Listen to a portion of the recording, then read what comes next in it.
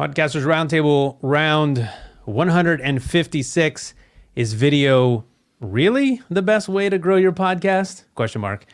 We're going to find out because our guest thinks so, and we're going to find out why. But of course, first, Dave, I wouldn't leave you out. Dave Jackson, co-host. Welcome back, bud. Hey, thanks, Ray. Dave Jackson from the schoolofpodcasting.com. Looking forward to tonight's presentation.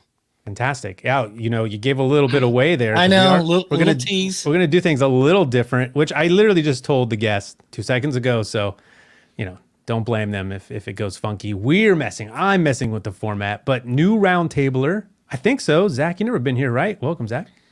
Thank you. Thank you for having us. Yeah, I think this is the first time. I was trying to think back, but yeah, certainly had great conversations in the past. I just don't think on the roundtable yet. So appreciate you having us on. Yeah, and what's your podcast? Although, I think you guys have the same answer, but maybe not. Yeah, we have a podcast together called Between Two Mics, the remote recording podcast, and we celebrate people like the both of you who are moving podcasting forward and innovating in different ways. Your experimentation with the format, I think, is an example of that, Ray. And then I have a new personal podcast that I started called Crypto Art with a friend of mine, Lizzie Brozak, who is a really, really great co-host and new podcaster. So 2 shows now. Awesome. I'm going to check that out out of some curiosity, recent curiosity. But Rock, also new roundtabler. Welcome, man. What's up? Happy to be here. Stoked to be with you guys. It's been a long time. And then your co-host, the Between Two Mics, right? Yes, and then I'm not on the crypto art one. All right. Do you have another side project? Have you caught the bug?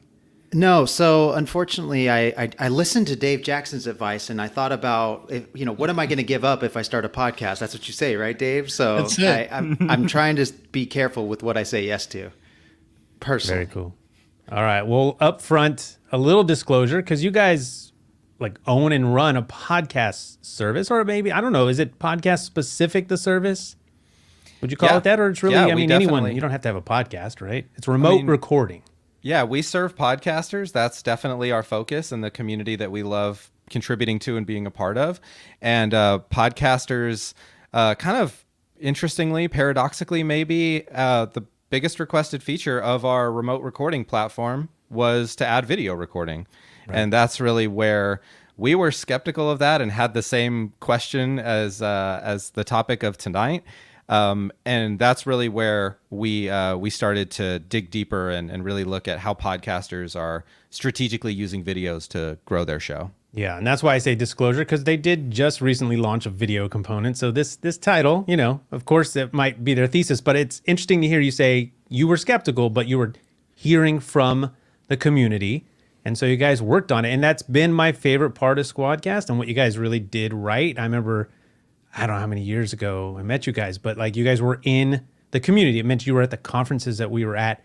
You were having the conversations with us and you were listening and making changes. So we can get into more of that later, but I thought it was really cool. But tonight, wherever you are, we are doing things again a little different because Zach and Rock, they're gonna give some of a presentation that I saw somewhere else. That's kind of why I came up with the idea. I thought that's an interesting thesis statement about video being the best way to grow your podcast.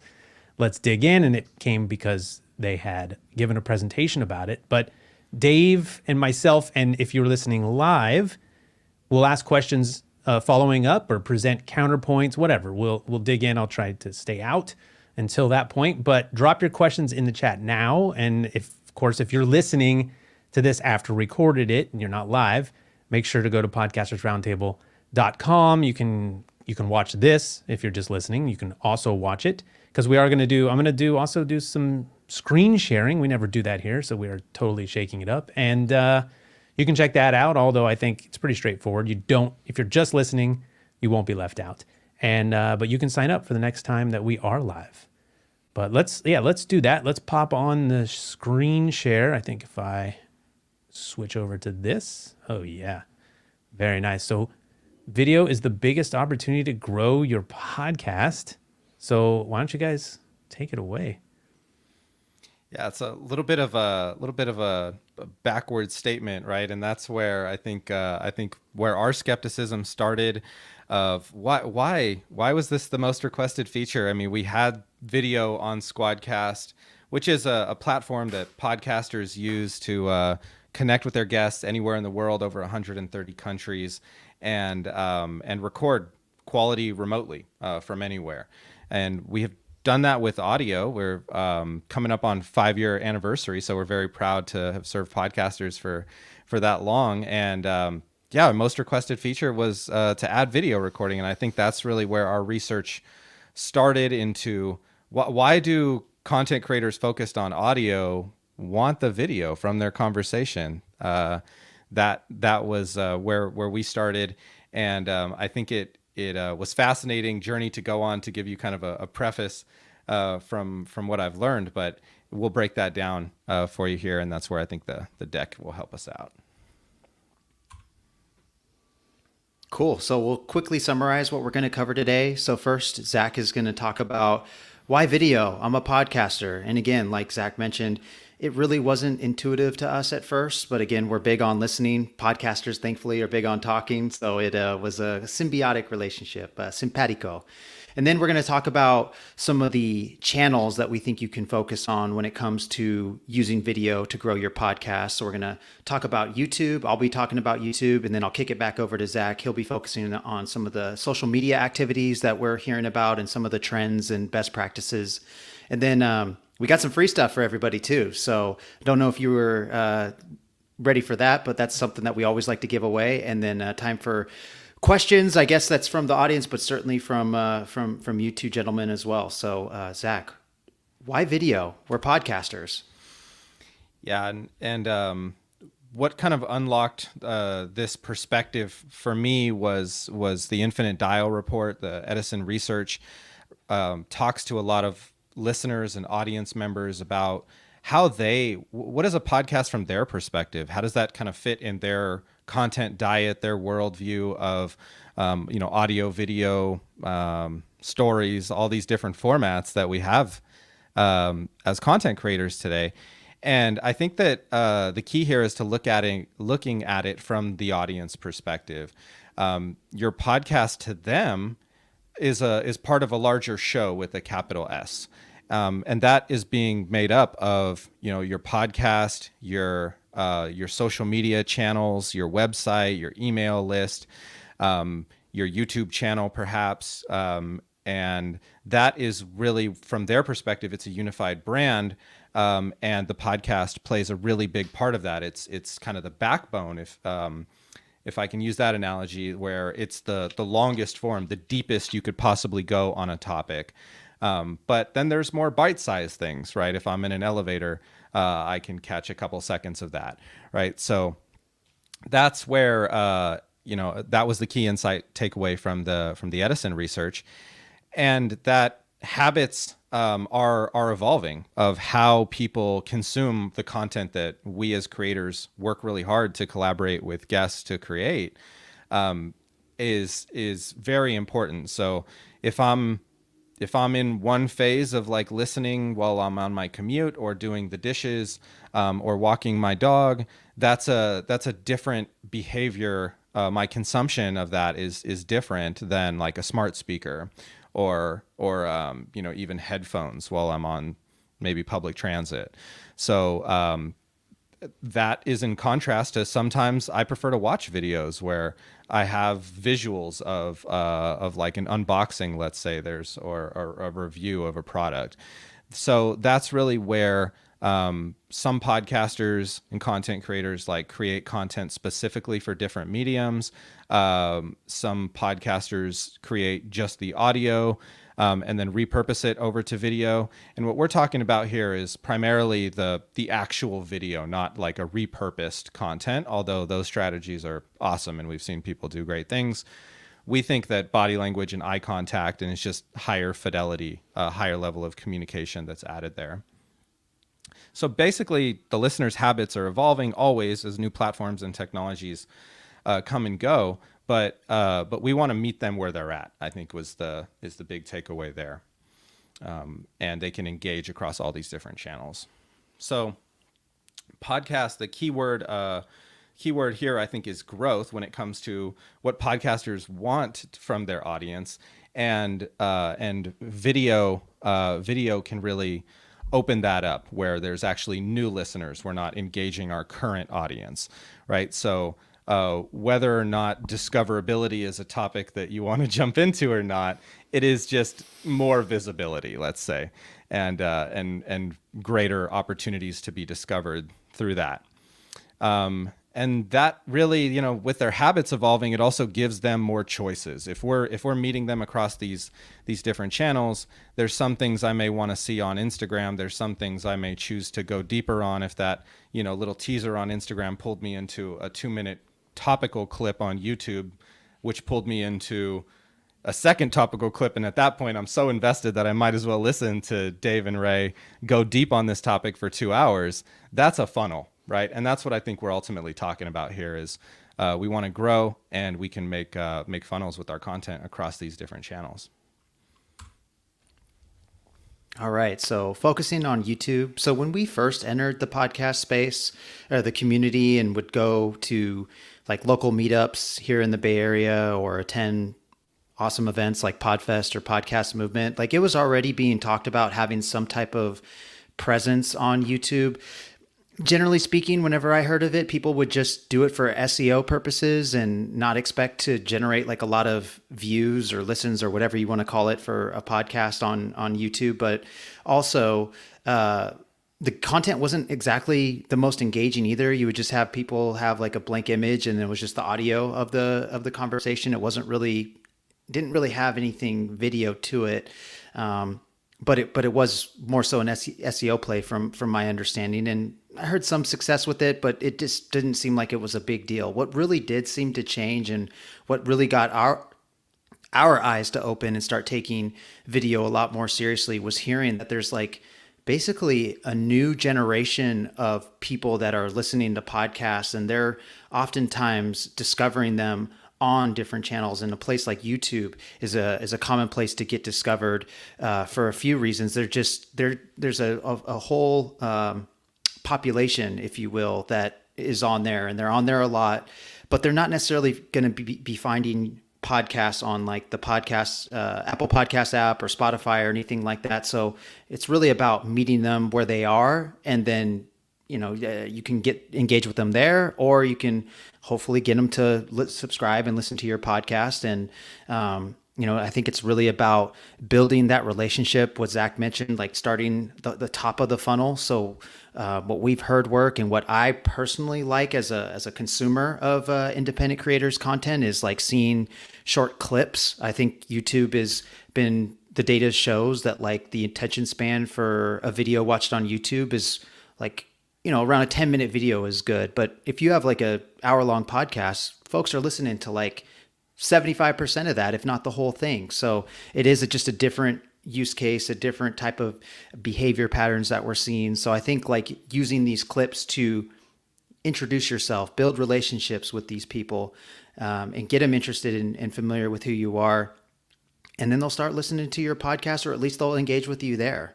And then one other thing that I think that is not like talked about that much with YouTube, even though I understand why, because it can be a little toxic, is the comments. Like the comments are a unique and special place, but it does give the creator the opportunity to engage with them, engage with their audience directly. And I do see it work with a lot of independent creators. But yeah, no denying that there's also some unfortunate sides of that as well.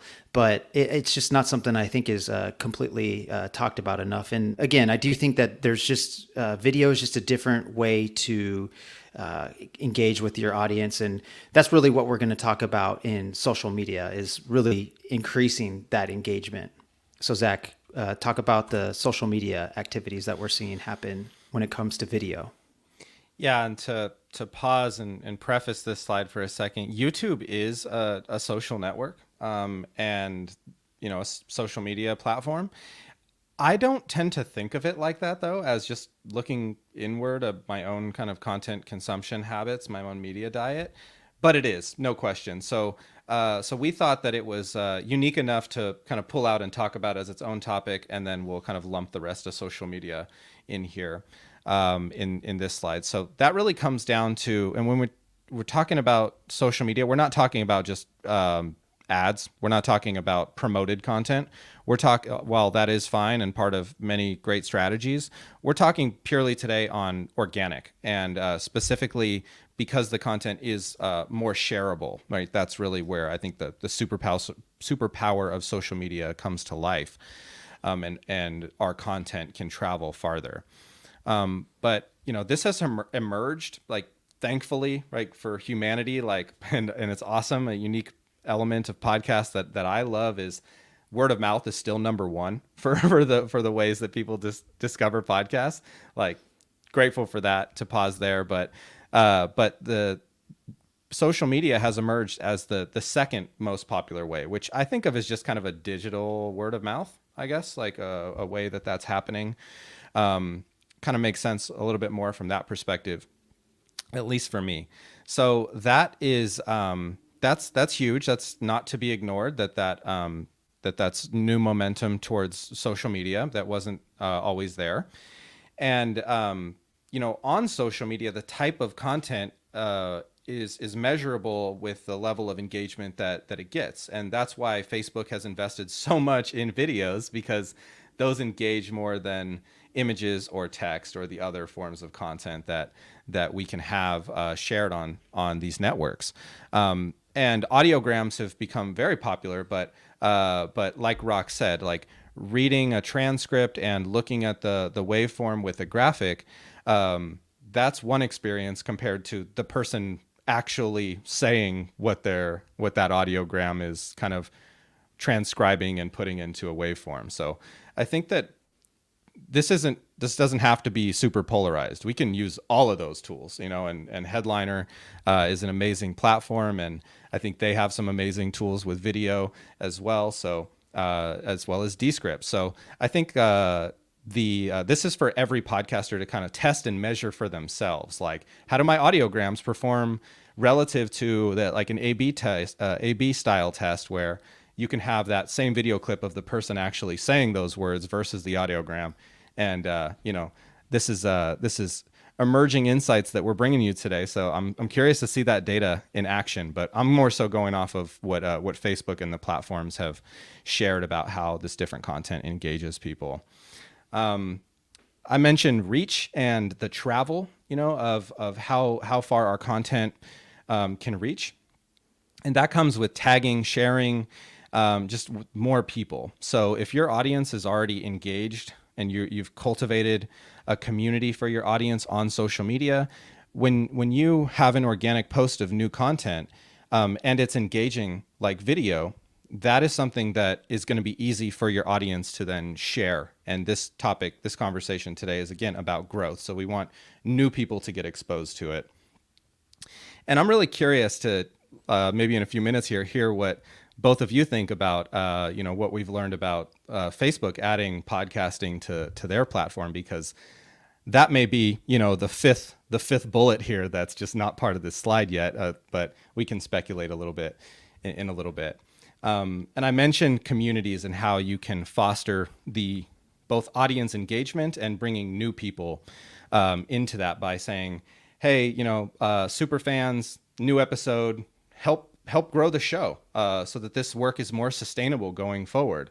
I love your shirt, Dave, with Jen Briney's podcast, and I know she does amazing things here, right? So using this exact strategy. So I think that's really where our community can help us over time. We're not just growing the engagement of those people, they can help grow the community overall.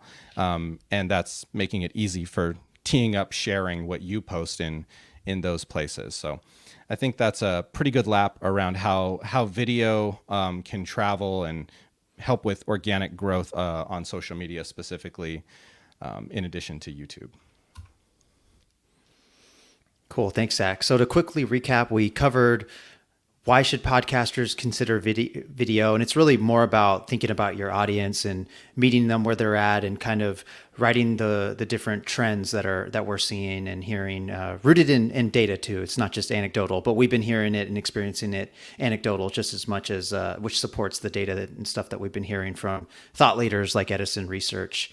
Then we covered YouTube and how you can utilize the power of search and really think of it as like a top of the funnel to start to build up, growing your audience in a place that maybe isn't looking for the typical podcast apps. And then finally, Zach showed us about how you can utilize social to create that organic community growth through shareability. So thank you very much, Ray, for letting us run through this presentation again, and thanks for watching it. And so as a sign of good faith, we wanted to offer this $40 off coupon for your audience. So if you use Roundtable in all caps 21, you get up to $40 off for Squadcast. So that's up to our base video recording plan. You basically get that for free. But it's worth up to $40, and that's in addition to the free 7-day trial that everyone gets. So really just want you confident and comfortable whenever you're recording your conversations remotely. Yeah, man, that's awesome. Yep. Dave on the ones and twos. Great. If it's one, is it ones with the plural? Anyways, no, that was awesome. Thanks, guys. It's really, I think we created a new format here, Dave. I'm just going to have people come and present while I don't talk about anything. That's it. It's my favorite part. This is a podcast. The podcast is I listen to your great content. That's You two did great, by the way. Thank you very much. We really worked hard on this one. No, again, thank you. I love the back and forth. I like the presentation style of back and forth. That's fun. And you guys are our partners, and actually the Squadcast team as a whole is really cool.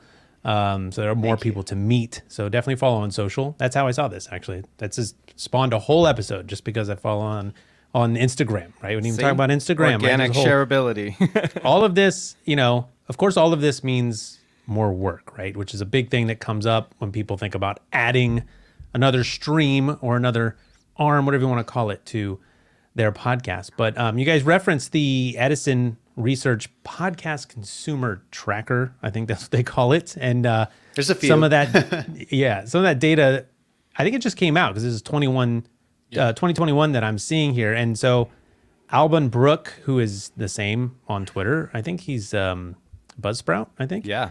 Yep. He has a good follow because he'll tweet these big threads about podcasting. So check that out. But he pointed out a couple things from that research, and about this specifically. He said that Edison Research found that 18% of listeners cite YouTube as the place they use the most to listen to podcasts, right? Which is really fascinating because people are using it like a podcast app, right? So like if you're not there, I think that a lot of people, maybe even for like a sampling thing, I often talk about social being a great place to sample a podcast. YouTube is kind of that way for me too, because if we're talking about long format audio, you might hook someone once in a while, because if your stuff's really good and people sample it and then you just find themselves 45 minutes later sitting there.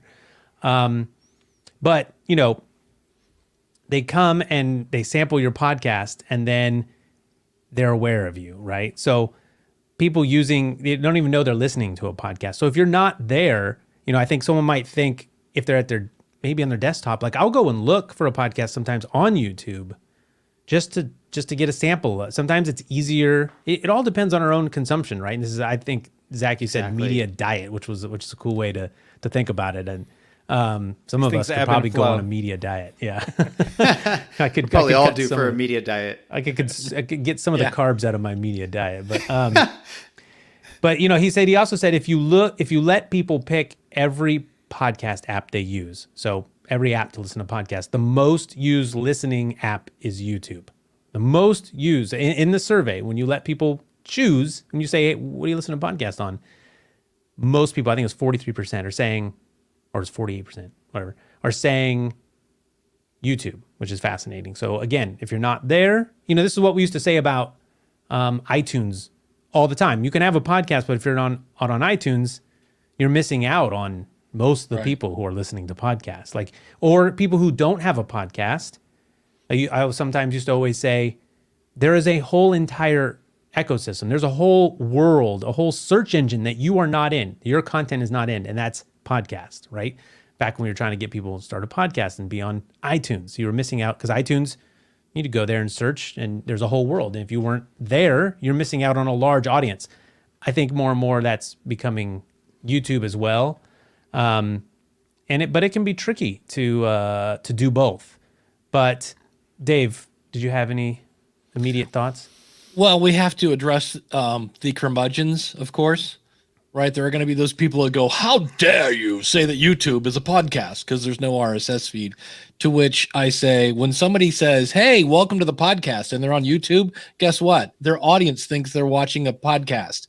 And it doesn't matter if it is or isn't, because I know technically no RSS feed, no podcast. Get it, got it, understood it. We're content creators. How about that? We're content creators. And if you are in a relationship and your partner feels like you don't care, guess what? Whether it's true or not, they think you don't care, and that is now the truth. So if a listener says, hey, I'm watching a podcast and there's no art, it doesn't matter. It's a podcast to them. Mm-hmm. So let's not get hung up on, specifics. I'm two ways about that. So I'm half curmudgeon, half new wave. I don't know how you say that. Because check it out. Because it doesn't matter. Like if someone finds you, it doesn't matter if they know it's a podcast or not, right? Do they enjoy it? Your content creator, do they enjoy your content? However, you can have an issue where if you're on YouTube only and you're calling yourself a podcast, you're saying this, that same research now tells you that I don't know what the number is, but more people know what the term podcast means than they don't, right? And we worked for a long time to get there.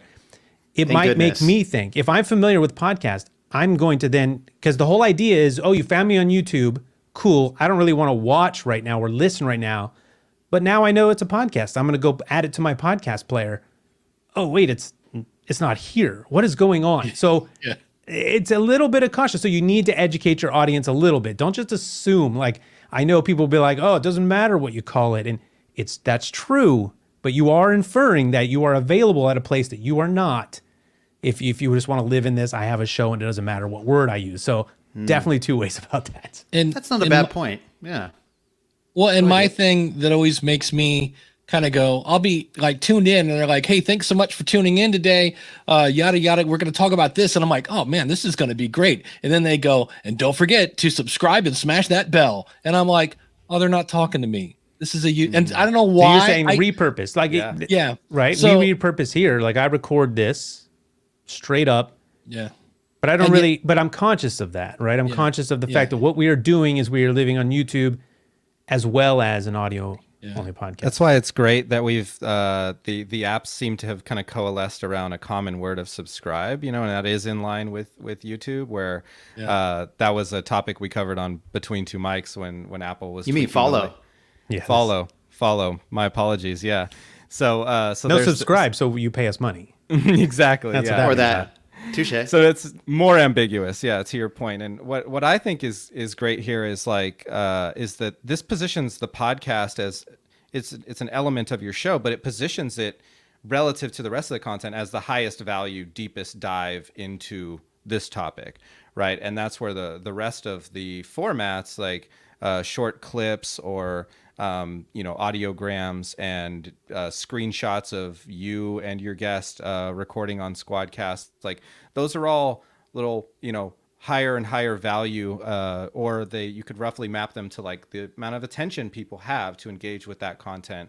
And we want to earn that attention for the deepest dive of, the long form interview. And even shows that I love, that I am, subscribed to and support is, I'm not always familiar with the guest, right? So that's where I tend to sample an episode where I'm okay, I'm kind of on the fence about this 3-hour long commitment, but I got 5 minutes for the most watched clip out of this conversation and see how I like it from there to fully engage. When I have more time, I can invest more deeply into this relationship with this creator. That's just me looking inward with my own behavior, but it sounds like we're all a little different here. And that's a fascinating part of this as well.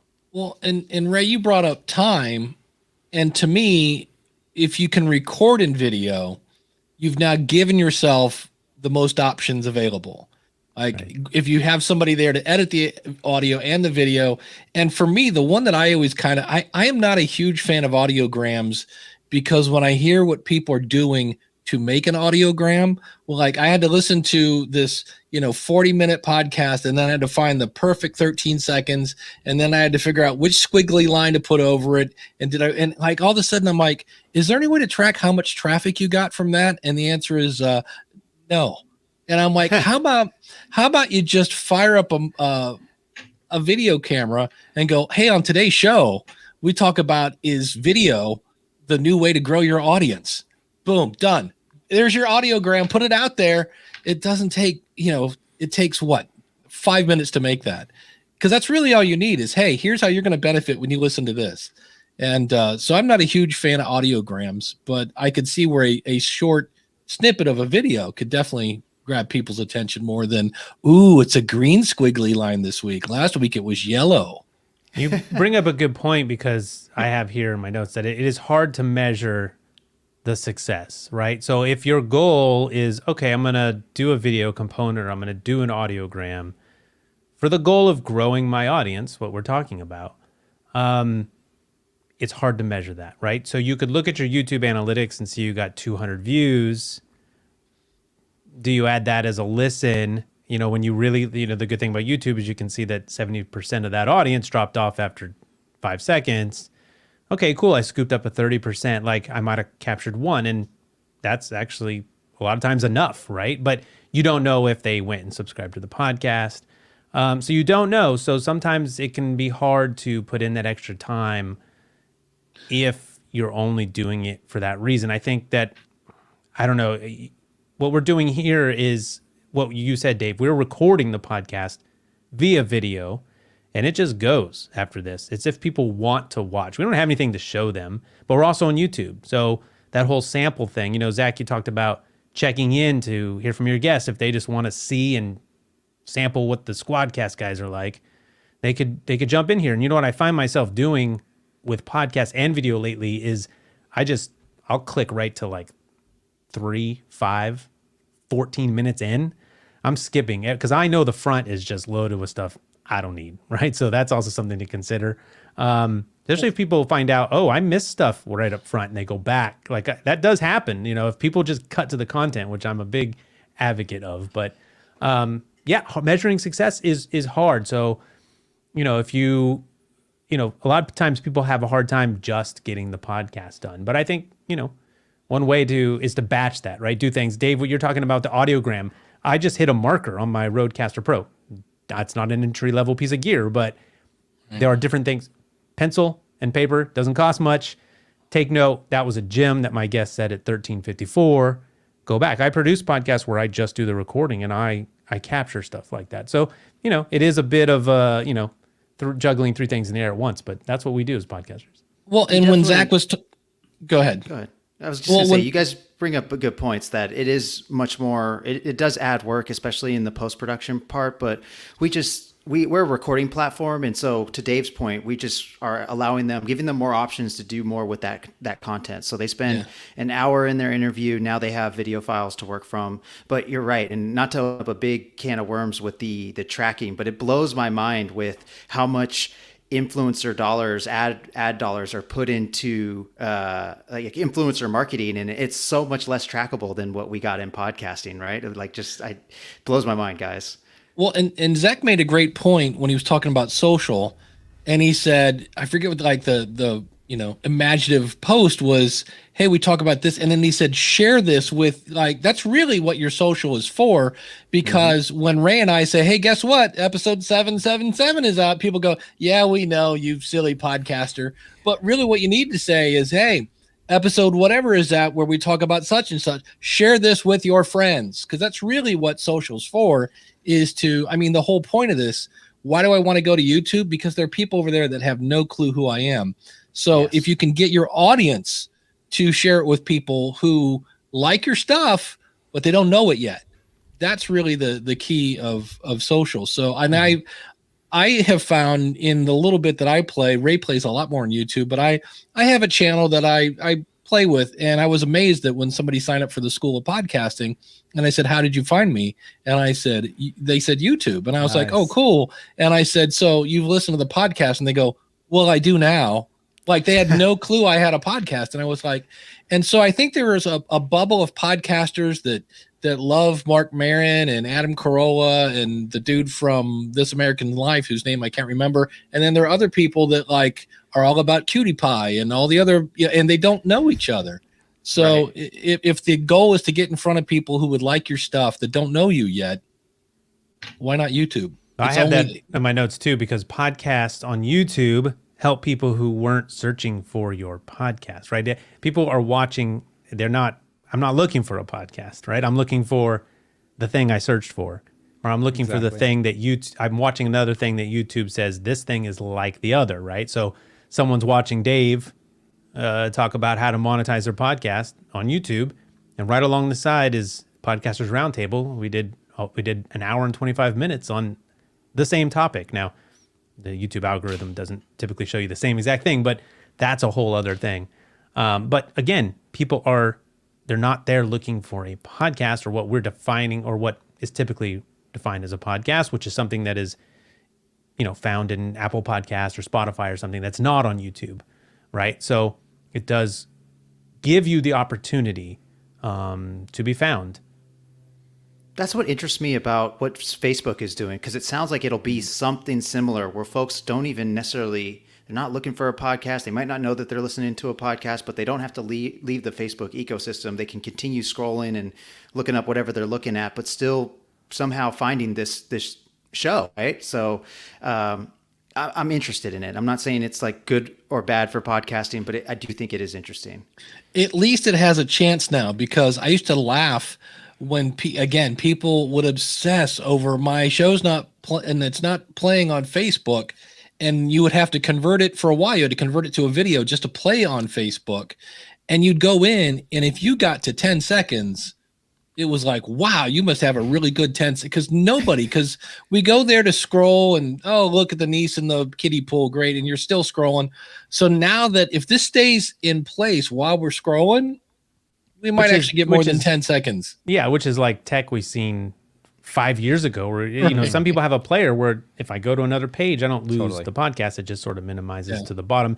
And I'm saying, welcome to the return of RSS graffiti. That's throwing it way back. I don't know if anyone remembers that little plugin for Facebook, but it put a player on Facebook. How novel. And then they were like, nope. Facebook has dipped their toe or danced around podcasts. I'm out on Facebook. I really don't live on that platform anymore, just because Word up. They just don't seem to do anything well. I mean, video besides share your information. Exactly what you're saying, Dave, is that no one watches. Like the video stats on YouTube are just terrible. horrible. But again, we're at the grocery store, we're checking out, and whoa, look, that's a piece of candy I want, right? Like it's just exposure, right? It's a billboard. Right.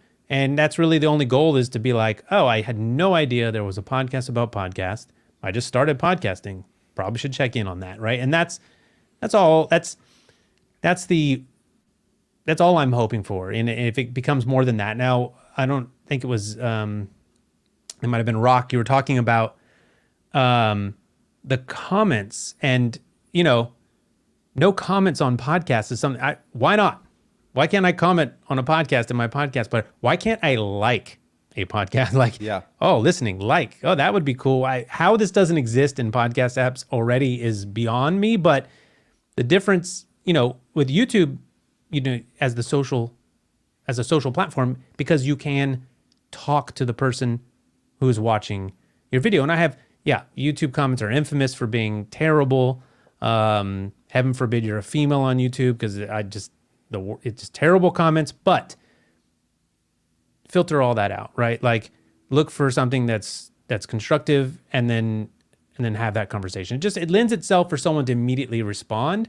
And we'll get a couple comments on this. And it's funny because Dave mentioned that I dabble in YouTube, and definitely have been done YouTube over the years. Also, if you want to make more money than podcasting, probably YouTube's better, but that's another conversation completely.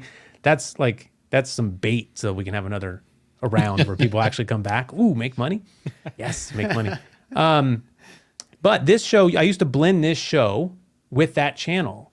And what was really cool is that people were watching my channel for, it wasn't a podcast. It was like gear review, cameras, audio, all that stuff. It was podcast related. I've watched a bunch of those. Yeah, thanks, man. But people would see the roundtable and they'd be like, "Oh, I'm a listener now." They're like, "I had no idea you had a podcast." I did a mix minus video, which was one of my biggest videos, and I went to Podcast Movement, and I'll never forget. I get in an elevator, and this was when I had just released it, and someone's like, "Oh, you're that dude who did that mix minus video." I was like, "Yeah," and I'm at a podcast conference, and he knows me for YouTube. Something's going on, right? Like something's going on. I've had a podcast about podcasting for years. You saw the video and that was your entry point. So something to consider. It makes me think about the question, what do you think is the best way for a podcaster to get into YouTube or use YouTube? For me, I like the sort of idea that you pull out something valuable from your podcast, especially if it's visual, and bring that over to YouTube, because that's going to do, when you help people answer a question, a lot of people use YouTube as their default how-to guide, right? Mm-hmm. If you can do that on YouTube and it makes sense to cross promote with your podcast, which by the way, you can put links that pop up and you can link to your podcast and listen to this episode that's relevant, whatever. That for me is my favorite way, but obviously we do this. All of these rounds go to YouTube. And again, they're going to get listened considerably less or viewed less than the audio only, but if it brings in one or two more people, it's worth it. And we're recording here, so it's not extra work at all. What I'd like to add as well is the element of ownership, right? This is where we're not saying, hey, go be a YouTuber and stop being a podcaster, right? Like unless there you is want to make more money. But there is a question of ownership when it comes to publishing to a free video hosting platform or Facebook, right? And that's where podcasting, being a distributed ecosystem, I think is an actual asset here, and it's what empowers us to have this show. And then when we work out work out relationships with brands, like we are a media company as a podcaster, and actually retain the intellectual property and the ownership of that. And I'm not tied to this platform if I get deplatformed or something like that, right? I don't have to worry about any of those concerns, right? And you have this website, you have this email list, you have your own community, and it's more distributed than just kind of all your eggs in one basket, which I think a lot of YouTubers have kind of run into, where their eggs are in that basket, and it's a double-edged sword. It works against you if you want to leave that environment, right? And that's where I think having both is the move here, the strategy to all the points we've made about engagement, but also for the perspective of ownership. Yeah. And I have in here, what about video podcasts? YouTube killed the video podcast star. What? I mean, we're talking about video. I certainly don't put this in an actual podcast feed for a video podcast. Like, I haven't even gone to that section for years. I wonder how alive it still is. That said, at work, we produce podcasts. And if I put a video into that feed, I mean, it was popular years ago. It still gets a lot of downloads, a lot of listens, views, whatever you want to call it. We use video and YouTube synonymously, as the same thing. Kleenex, even though it's not Kleenex, right? Like same term. But, we've talked about video on social, which I think is a little different. At least the way we present it's a little different in that you have to create something different. Whereas we have Phoenix Edge here in the chat, and he says, or she, I don't know, our podcast is a video and audio, and it is much easier to share as a video, they found. So the platforms are just make it more consumable or more easier to surface it more in the algorithm. Yeah. And algorithm. Ray, where's the share button on YouTube? Right. Do you know? I mean, go ahead and answer that. Everybody knows, bottom right-hand corner, right? Oh, okay. Well, no, you share more than I do. Okay. And then where is it in Apple Podcasts? Yeah. It's because I went to share one in Overcast the other day. I was like, well, I know there's one. It's on the screen somewhere, and it was finally in the upper right hand corner, but it took me a second. But man, YouTube, it's like, oh, click right there, and then you can pick what second you want it to start at, and blah blah. I mean, I share all the time, and I just thought that's another thing. I think people are familiar with, subscribe, smash the bell, and you've got everything in that bottom right-hand corner. Want to share it? It's all right there. And that's key. You that want said, people to be able to share. YouTubers are good at one thing, and that's telling you what to do. And, they're doing that because the analytics show when you actually tell people how to do the thing, they do the thing. Right, a lot more. Yeah, and that's the algorithm training us as creators, I think. Right. The bot says, when I say these words, you do this thing, Pavlov's dog action, right? Like, but it works. And it's as a creator, it's a struggle because you're like, I don't want to say that and stuff. But as podcasters, I don't know if we ask the audience to do as much as maybe they do on YouTube. And I don't know if it's probably a difference of platform as well. Like, YouTube, you're at the mercy of the algorithm, right? Whereas a podcast, if I publish episode 155, guess what's going to show up in your feed next? 156. Not on YouTube. The subscribe button on YouTube, I actually think that's a like button because YouTube's only going to show it if it makes sense. And what got me about that is I went in one day into YouTube to see like what I was subscribed to. And it was this humongous list, and I was like, oh, it's good stuff in here. Well, I forgot about that. Yeah, I do the same thing. It's kind of funny, and is one of the things that I was thinking through when we made this presentation. Is like, well, how I use those subscriptions on YouTube is completely different than I use them in a podcast app. And I also think it's good, to your point, Ray, that each one of these listening apps. I mean, you mentioned Overcast, Dave, like Pocket Cast, you name it, Spotify, Apple. A lot of options there, and each one of them is going to have their own, equivalent to the YouTube capital A algorithm that people like to talk about so much, that recommendation engine. Each one of those, there's like, I don't even know, you might have a better idea than me how many options there are of ways to listen to podcasts. I just discovered Good Pods and got my account set up on there, and they do have a way to like and share that stuff, which is fantastic work. And I think that that's really where it kind of starts to give us that experience of like, all right, well, I'm going to like subscribe over here or listen over here. That recommendation algorithm to surface that content to you, those recommendations, is going to be different in Overcast versus Pocket Cast, right? And that's a good thing from an audience perspective, where we're not tied to this one company and what we think the rabbit hole is today. Absolutely. Kind of unrelated, but it was crazy to see the difference in like, I mean, you're familiar with this, Dave, because you work at Libsyn, but like the difference between Libsyn users podcasts that are hosted on Libsyn being more popular for like podcasts, Apple Podcasts versus like Buzzsprout. Did they say that their data was skewed heavily in Spotify? That was a pretty interesting hullabaloo. Well, that, and especially because we're both IAB certified.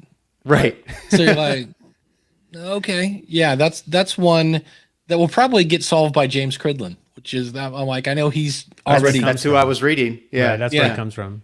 So, and what you're referring to is this sort of the consumption habits of the people who are. That's it. Yes. Using different hosting platforms, but that actually would be the podcast. I mean, well, and Tom Webster brought up the potential reason for that is Libsyn's been around forever. Right. And in the early days, it was Apple Podcasts for the win. Yeah. So it might be, and not that Buzzsprout is, a baby, but they've been around less time, and maybe their audience is a little younger, or they have new listeners or whatever, and they're all about the Spotify. So it's hard to say on that if it's something is, askew on the back end, or is it just listener differences or whatever. So it's hard to say. I did have another word written down here that I wanted to Zach brought up tagging, and this is an audio or video thing. If you mention Congressional Dish on a podcast, when you post this, you should probably add Jen Briney on Twitter to say, hey, we're talking about you over here.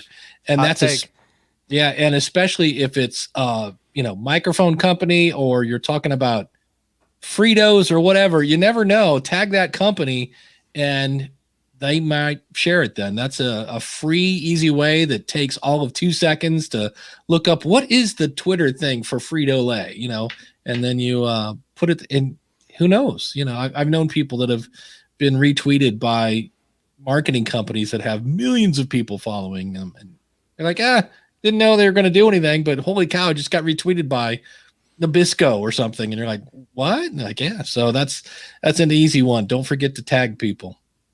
That's Easy. totally cool, Dave. Yeah. Easy, and we but talk about people like thing. her all the time, and we should be giving them more credit.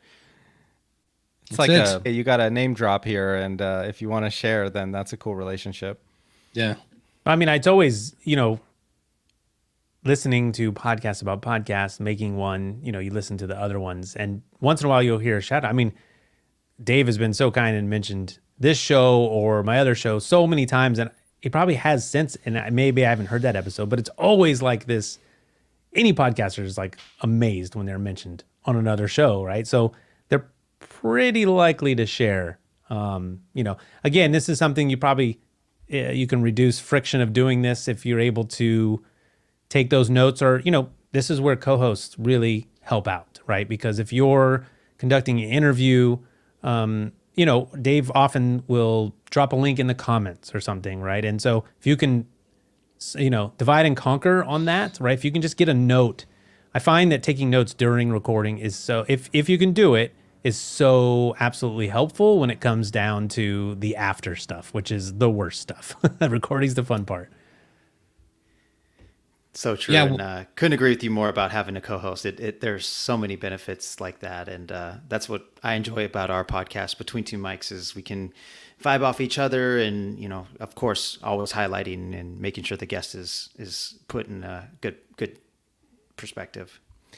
You just gave me a good idea there too, Ray. Like, I'm curious if there's any shows out there. Let us know in the comments. Like, if you do have a co-host, maybe you made the point earlier that adding video is like, it's an amount of work that you want to be mindful of adding to your workflow. So I wonder if there's any creators out there who one of the co-hosts takes care of the audio and the other takes care of the video. Yeah. I'm curious if that's a way to kind of break up the work and distribute it across even small teams like that.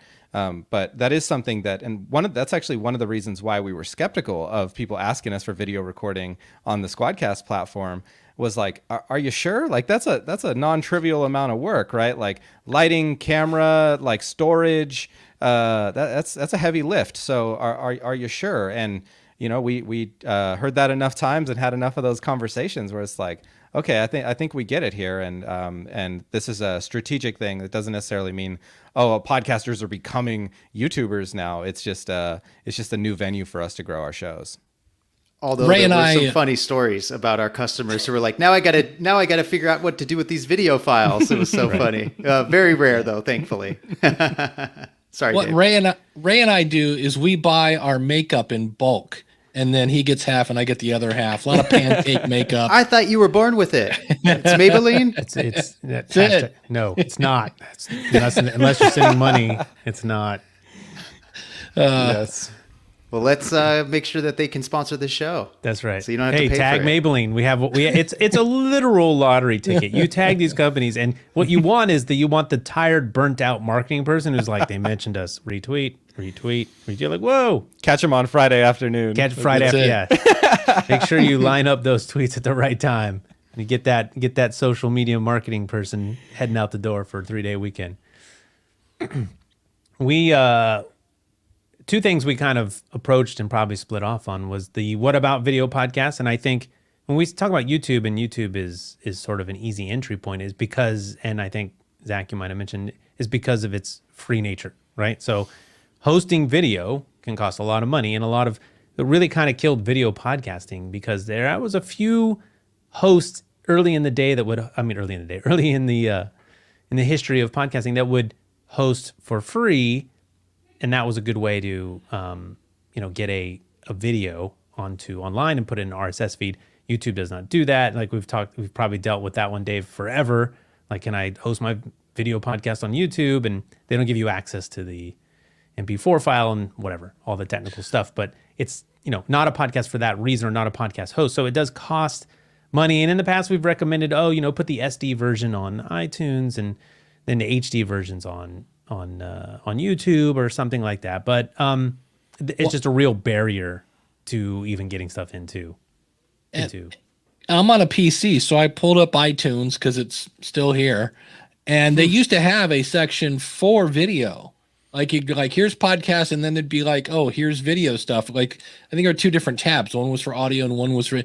I don't see anything here for video, so that doesn't mean it's not possible. You can make one and it'll play it, but it just becomes those files are so huge that it really becomes expensive to host a video podcast on a Buzzsprout, Libsyn, Blueberry, whoever you're going with. So I mean, most people just go with YouTube because, well, it's hard to beat free. It's free, yeah. I mean, it might be opportunity. I mean, Zach, if crypto's crashing, it's time to buy, right? But so like, what I'm saying is that if people are out, if the pool of available content on Apple Podcasts for video podcasts is not there, maybe you find an audience. A lot less competition. I don't know, something to try. This whole like, try it, let us know, check the numbers. I like, I don't know, was it Zachary talking about?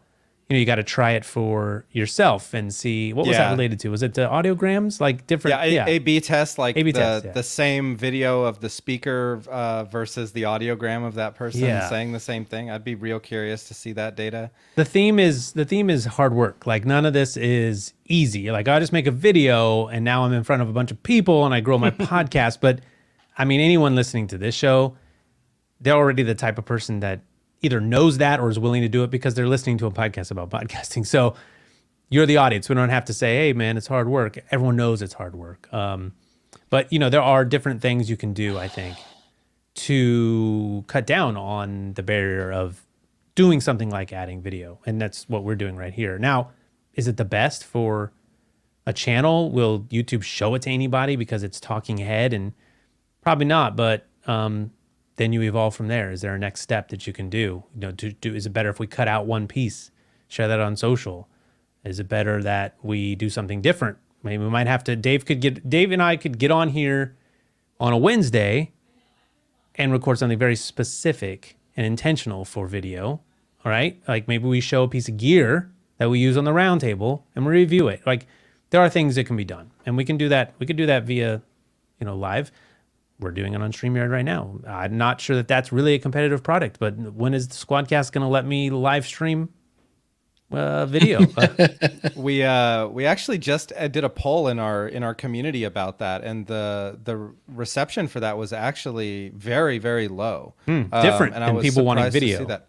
Absolutely different. Yeah, absolutely different. I still. Why do you think that is? I think there's a use case there, and also we have some unique opportunities, unique experiences coming into the platform that are going to empower audience engagement and potentially monetization. So we have some experiments that we want to run there. But it is just, I think it comes down to how do you want to engage with your audience? Where do you want to engage with your audience? Like, where is your audience? If you have one already, is also a big factor. Like if you have a huge community and following on Twitch, then you're going to want to broadcast outbound to Twitch. But if you could invite those audience members to a unique experience behind the scenes of that conversation being recorded without sacrificing the quality of the recordings, like for post-production and getting the content out there, I think there's multiple ways to look at how do we engage with our audience, like while we're in the process of recording. And we have some great ideas there and learning from the community that we serve. Interesting.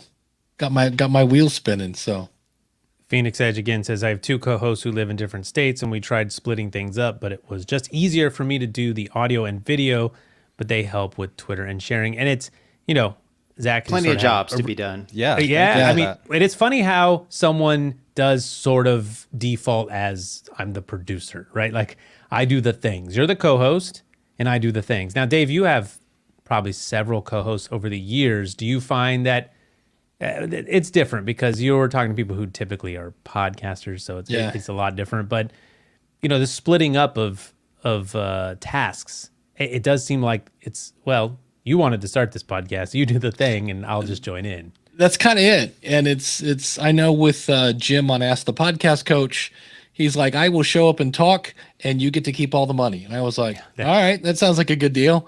So, beautiful. Yeah. Can you sign this form? Please make sure he signs the form. Okay. We repeat that every year. We like, are we still on the same deal? And he's like, yep, I'm just talking. And you're like, renewal. Because Renew, yeah.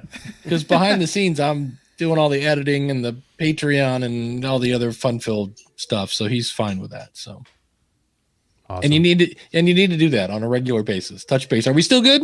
We're good. Yeah. Okay, good. So, Oh no, I thought I was making money now. Nope, you're not. yeah. It says it right here. You signed it. Wait till that Spotify money comes, Dave. You'll see. That's right. That's right. Facebook going to be looking for original content Or that. now. Yeah. Original content. All right. I can feel the train going off the tracks, which is the perfect time. We hit the hour mark. That was awesome. Again, I think we've created a new format, Dave. We can just bring people on to present And listen, ask yes. questions. I like it. Maybe we'll actually make it to round 200 this way. Pioneers.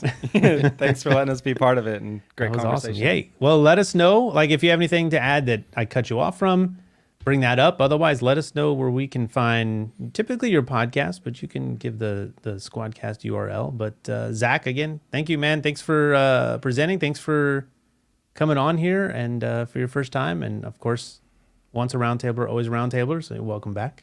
Thank you. Thank you. Yeah, it's been a real pleasure. You can subscribe to the show. We mentioned it, Between Two Mics, or Crypto Art, if that's a newfangled thing that you're interested in checking out. And yeah, you can find all things Squadcast resources wherever you're at to help with your remote interviews at squadcast.fm. Very cool. Rock, thanks again, man. Thanks for joining in, presenting, first time. Yeah, thank you. We're big fans of the show, and honestly, I think I discovered the show on YouTube. So I'm one of those freaks that found you the weird way. But it's really cool to be on the show. Thank you, Ray, and thanks. Turns Dave, out too. more people than we knew were finding podcasts on YouTube, right? So interesting numbers there. It's really cool. People were pretty stoked in the chat, so you guys did a great job. Paula's picks, that was great. Effie, Oh, thank was you. Just a killer. I wish I guest could all the time. talk Great back to job. them. Phoenix, this was a fun part. I can't do this on audio. I mean, we are doing it in the audio podcast, bringing in the guests, but the guests can't participate. Now, this is a live stream, right? So, live stream, it is for the power fan, right? So everything has its own use case. We're using it to record the video, but also be live. So we take care of a lot of things at one shot here. But the only thing we have left to take care of is Dave Jackson. Thanks, man. This has been fun. Everybody knows I'm a big fan of Squadcast, and I don't want to name any names, but I was interviewed twice this week on another platform, and in both cases, they had problems. So No. that's why I like Squadcast. But yeah, you can find me at schoolofpodcasting.com. And don't forget, of course, use the coupon code roundtable, all capitals, 21, when you go to squadcast.fm. And you'll get $40 off, and Ray will be happy.